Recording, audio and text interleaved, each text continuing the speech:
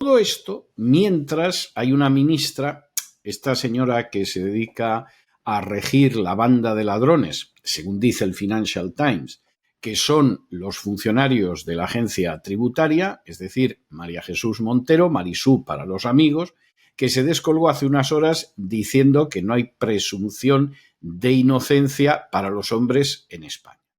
Hablaba del caso de Dani Alves, al que finalmente, después de pasar años en prisión preventiva, han declarado inocente en una sentencia jurídicamente impecable, pero claro, como cualquier hombre que sea acusado de un delito de género, de entrada ya es culpable y por supuesto hay que condenarlo porque el testimonio de la mujer va por encima de cualquier tipo de prueba, como si las mujeres no pudieran cometer falso testimonio como cualquier ser humano.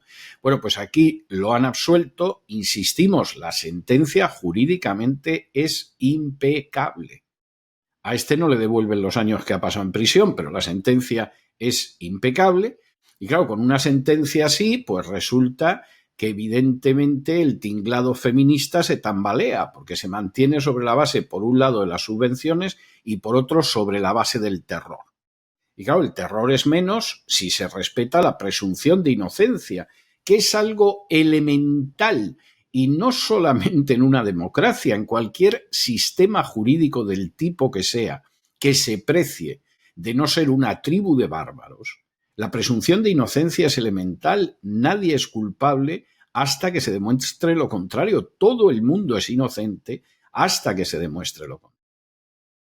Como en este caso había que condenarlo y además luego colgar la cabeza como si fuera un trofeo en el club de las feminazis, pues evidentemente la ministra Montero estaba como estaba, diciendo que esto de la presunción de inocencia no puede ser. Siempre, eso sí, que se facilite el traslado desde el juzgado y se asegure el acceso del personal judicial al recinto presidencial. Esto por un lado. Por otro, la vicepresidenta primera y ministra de Hacienda, María Jesús Montero, ha generado un gran malestar, lógicamente, con sus declaraciones del sábado sobre la sentencia absolutoria del Tribunal Superior de Justicia de Cataluña en el caso del futbolista Dani Alves. Montero calificó la decisión de vergüenza y cuestionó que la presunción de inocencia pueda prevalecer sobre el testimonio de mujeres jóvenes. Así lo dijo literalmente.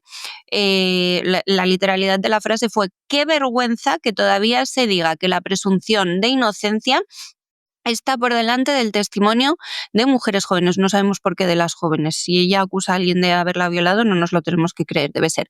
Bueno, estas afirmaciones han provocado una respuesta contundente y unánime por parte de las asociaciones de jueces y fiscales que han exigido respeto a la independencia judicial.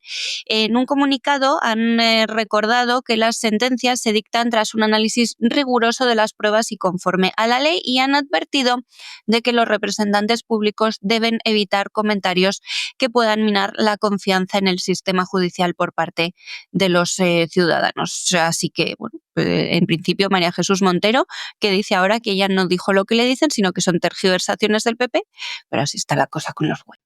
Pero lo cierto es que la Iglesia Católica sufrió una sañuda persecución en la zona de España que controlaba el Frente Popular, que eso le costó la vida a más de 8.000 sacerdotes y religiosos, incluidos no pocos obispos, y que efectivamente también se llevó por delante a muchos laicos católicos que, bueno, eran conocidos por su religiosidad, con lo cual pues les encontraban en casa una imagen, un rosario, etcétera, y en muchos casos los fusilaban y se acabó.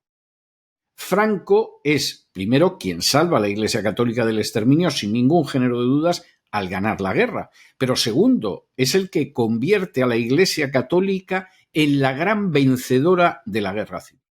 La guerra civil, por supuesto, no la gana el pueblo español. La guerra civil no la gana la Falange. La Falange, en última instancia, consigue que algunos aspectos no especialmente escandalosos de su programa se lleven a cabo y con enormes limitaciones, pero no consigue ni de lejos el control del aparato del Estado.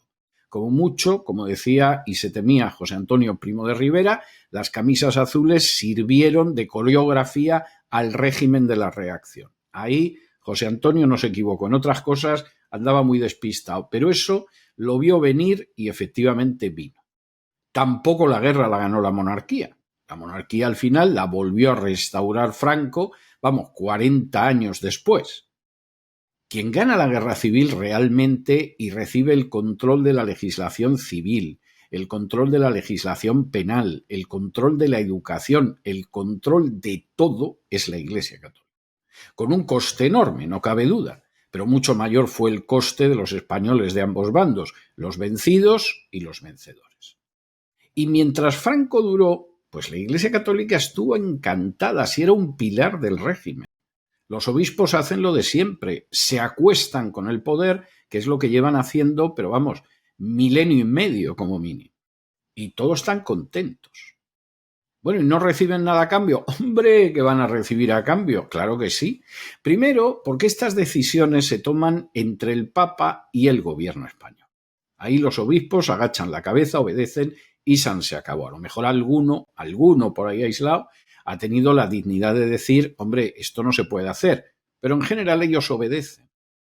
Ahí no hay ni objeto de razón, ni objeto de moral, ni objeto de principios. Hay obediencia total al Führer que viste de blanco y que vive en el Estado Vaticano.